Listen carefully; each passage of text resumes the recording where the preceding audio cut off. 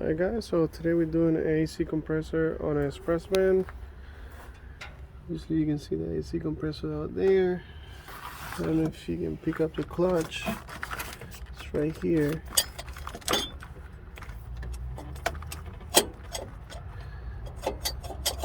That's not supposed to happen. So we're going to be replacing the compressor. To do that, obviously we got to take the freon out of the system. We're going to also change the accumulator to a new one. So we're going to be taking this off, taking the intake off. We got to loosen up the serpentine belt. So we're going to be opening up a little bit of space. We might have to take the radiator fan cover just to really make up some room and be able to work easier. We'll see, but I say I want to take it off just to make myself a little bit easier on the job. But regardless, we're going to start off with this. We got a 10 here, and we're also going to be replacing this right here. It's already all cracked up, and I believe on the heat it's losing water, so we're going to replace that. So yeah, first of all, let's take this bolt here, the sensor, take it off. You'll hook it from here. You got a bolt here, and then you hook the rest. Alright guys, be right back. Alright guys, so now we are taking off the freon. We hooked up. We put it inside a container with water in it, so nothing gets in the air. So we took this, we put it aside. We took the filter off, the intake filter. I'm going to take this pipe off back there. As you can see right there where my finger is, there's another 8mm bolt, not bolt, clamp. I'm going to be taking that off. Then we got these little wires hooking up to this thing here, and this AC line coming across to the accumulator. So we're going to be taking that off. So once I take that off, I should be able to get this plastic off and make my life a lot easier to take the tensioner and take the compressor out and so on and so on. So yeah, let me wait for the freon to exit the system and start taking this line off so we can start taking all this stuff off. Alright, be right back guys. Alright guys, so we took the freon off. We disconnected the line, put it aside. We took all the bolts off for the cover. We got 110 here, 110 here. This wire goes through the top here, so you're gonna click it there, you click it here. The master flow sensor, which is this one, it clicks here. Obviously you got a 13 from the AC compressor hose coming out over here, just coming around. And then you got 410 on this side, 1, 2, 3, and 4. And on this side you also have 4, 1, 2, 3, and 4. Okay, so from there you proceed to take this off. Obviously the radiator hose, you're going to want to go over this lip here, so you can take the short valves, or not short valves, this plastic off, whatever the name is. But yeah, let me take this off, and I want to see how this one comes off, but I want to say probably rotate on this side to slide it off on the other. Alright, let me get that done real quick and I'll show you guys the next step. Alright guys, so when you're going to take this plastic off, what you want to do is you're going to lift it up from this side and kind of twist it like that. So you clear this lines here, okay? And then you can clear the hose here in the corner.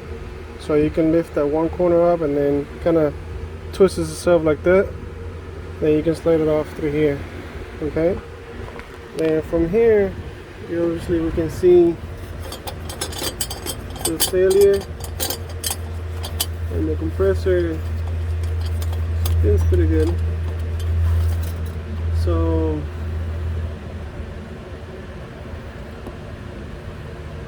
but I had no pressure on it. Obviously this is the main failure. So what we're gonna do is we're gonna take the tension off. We're gonna take the tension off the belt. Take the belt off. So then we can start taking off the compressor and the hoses on top of it. So I'm assuming that I'm going to take it off, unclick it from the power source, move it out so I can take the hoses off. Alright, be right back. Alright guys, so we have 4 bolts here, 15, 1, 2, 3, and 4, 1 right here. We got the sensor. The little clips here, you have to push them up. I'm gonna take it out of place. So now the compressor is basically free. So we're gonna take it off, and then we can unhook the lines off once it's on this side here somewhere. Obviously this line we already have it unhooked. So we're gonna be taking that off and taking those 2 lines over here. We have a little bit more space. Alright guys, be right back. Alright guys, so here's the compressor.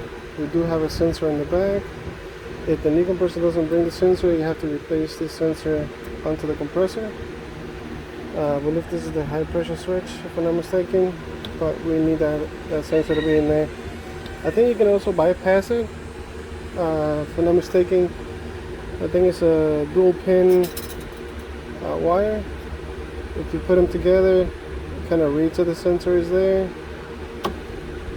So I'm not 100% sure on that, but I'm pretty sure that's what you can do.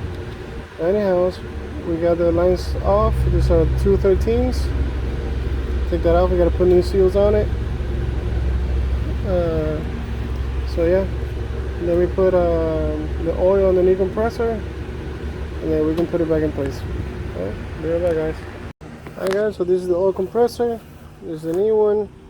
I took the sensor off of the old one, okay, and I put it in the new one. It has these little C-clamps. You spin it out and then you put, this is what comes in the compressor. So I'm going to put that in the oil compressor back on. I'm going to put the old C-clamp there so that doesn't come out. And I'm going to put the new, the sensor on the new compressor with a new C-clamp. And that should be good to go. And then we can put the oil in it and start putting it back on. Alright, be right back. Alright guys, so we got the back sensor put on. It's connected to the, it's connected. Make sure, always double check this vacuum line here that is not broken. They all break and then you don't have, I think it's a mixture for the vacuum lines on the valves inside, so you lose your mixing from the floor to the driver to the windshield and all that. That's that vacuum line right there. Okay, so always double check for that. So we got the compressor on, we got the plug. Okay, I just brought it through the back of it. We got the back plug on, everything is tight. Now we're gonna put our belt back on, and then we're gonna go and change this guy here. Since we got it all open, we're gonna be changing this guy here right now to put a new one on. So yeah, let me put the belt back on, and then start taking this guy, which I think it's supposed to have like a little clamp somewhere around here, but on this side with a bolt on it, and then this other bolt here, and it has a sensor. Obviously it has a sensor. We got to put it on the new one. Should be good to go. All right, be right back. All right guys, so we have the sensor removed. You see that bolt there? So let me pull it out. That bolt right there, that one right there, that's a 10. You're gonna take that off. You're gonna take this guy here, and you should be able to slide that off and put the new one in. All right. Let me get that done. Alright guys, so there you go, we got a new one in. We transfer the sensor over with the new O-ring that it has on it. We put new O-ring here. You gotta play with this to be able to get it in point. It's not a straight bolt-on fit, but you have to kind of wiggle it a little bit and you'll get it to sit down properly. The bracket is back on, so you can see that bolt right there. So now what I gotta do is I gotta put my cover back on,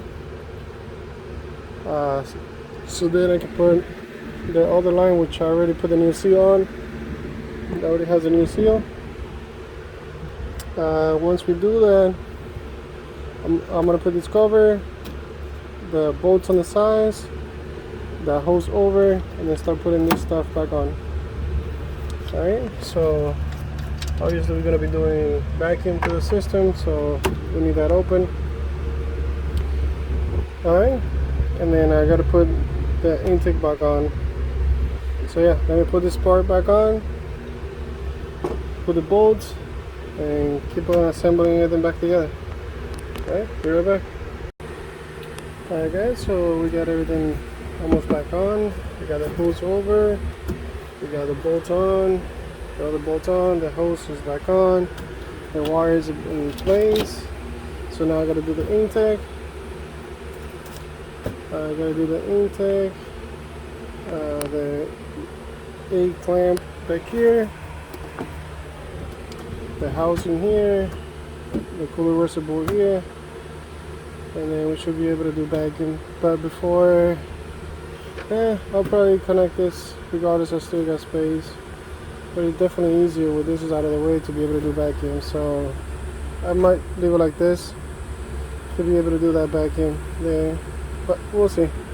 Regardless, I got to put the intake back on and do vacuum. Alright, be right back. Alright guys, so now we're doing vacuum. We're going to do it for about 20 minutes or so we can get everything out of the system. Everything is back on, the intake, the sensor, everything is both on. The only thing that I'm missing is this guy here. I'm going to do that last. But yeah, 20 minutes and then check for any leaks.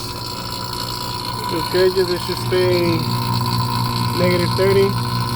So just leave that run for a little bit and we'll get back. Alright guys, so right now this is what we got. We got about 220 and I want to say probably about 40. So the temperature, I already checked it. It's down to 35 Fahrenheit. So everything is working good so far.